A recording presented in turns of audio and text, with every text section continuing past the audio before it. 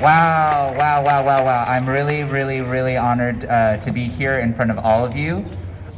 First off, I want to say thank you. Thank you for organizing. Thank you for standing up for us. Thank you for standing up for these children, because at the root of this, it's fighting for the schools that our students deserve. And our students don't deserve anything but first class. We are not second class citizens like we've been being treated. We are not second class citizens like we have been being treated. So part of this was to say enough's enough. This whole divestment from education as a whole, but more than that, the disinvestment since Reconstruction into Black and brown communities isn't going to stand anymore. The veil has been lifted from all of our eyes, and we know what's right and we know how to make it happen. So we are calling on you all for all of your support, all of your passion, and okay. So we've been meeting with people, trying to get things happen.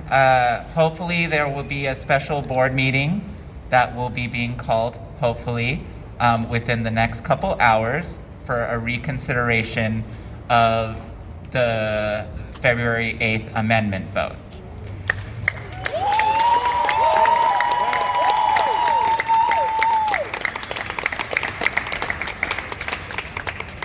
I don't know if our Westlake site rep has had a chance to speak yet and announce that we're having a rescheduled meeting on Zoom for all affected school site personnel, staff. The first 15 to 16 schools that were initially affected. To please log on to this Zoom.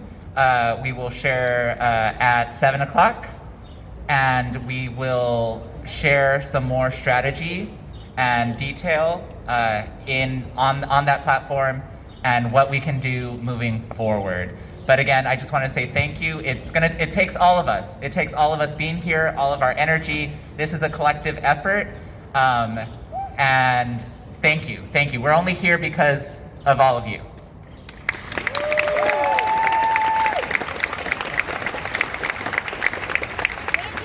Do you all mind if I take this mask off?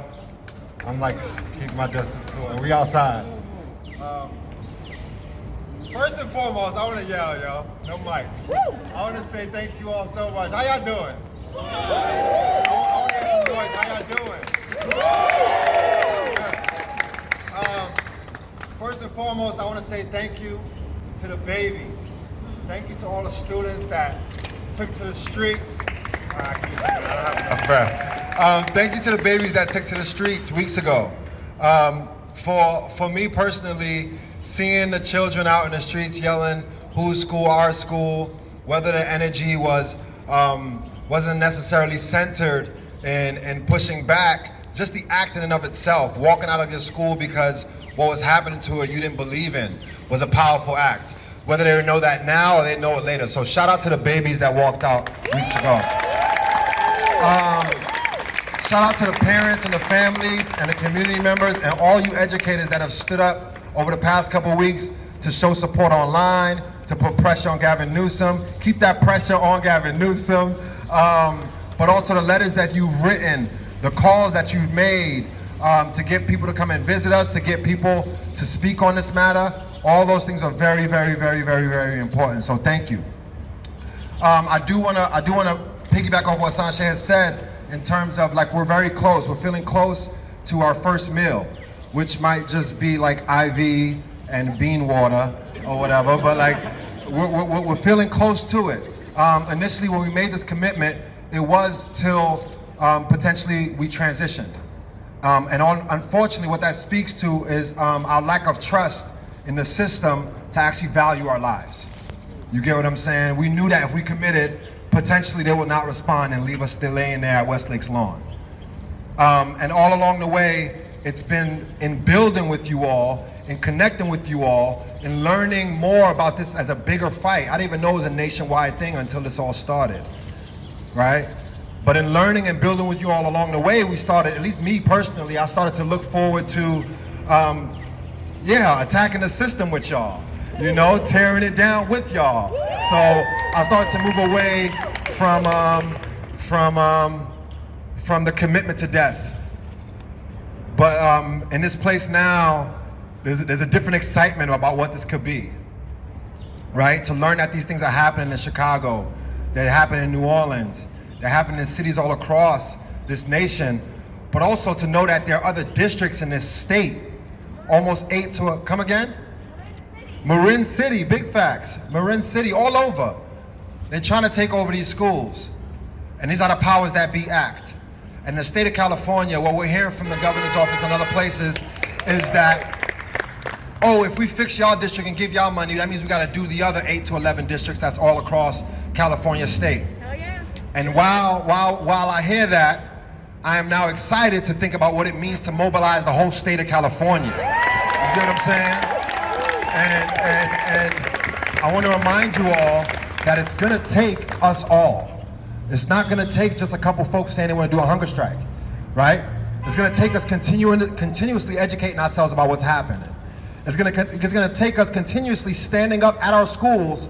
If our principal says you gotta do this, it's like, nah, I'm not doing that, right? Because it doesn't serve my babies, right? It's the small little steps that we're all gonna take in our individual lives to continue pushing back to these systems that say we have to do things a particular way. So I'm excited about what's next. I'm excited about this meeting tonight for us to strategize. If this board meeting happens and they call it, we need the whole of Oakland to show up. And if they don't do what we want, we need them to get out of Oakland. And that's period, right? And I think we sometimes forget that. We sometimes forget we had that type of power, right? It's not enough to just look at them and say, vote this way, and then be upset when they vote that way. You don't vote the way we want, we coming for you to leave Oakland. We need you to leave Oakland, we need you to leave your positions, all right? It's that type of energy that we on right now. That's the type of energy we on. So again, I want to say thank you so much to you all. We love y'all, we love the messages, we love the Fuji film that we've been using to document things. And I look forward to this being over and us having a Freedom Friday, y'all. Freedom Friday. Come to Freedom Friday tomorrow. 3 to 6. 3 to 6 at West Lakes campus. Come eat food, come listen to good music, and let's celebrate. And I think right now, if the board meeting is called, we're also gonna have a watch party, right? And we're gonna cross our fingers that they do what's right. Do I have faith in them? I don't know. Matter of fact, I wanna tell y'all this one story. And then I'm done. I made sure I was gonna air this out. We had meetings with different board members. Some of them went well, some of them were disgusting.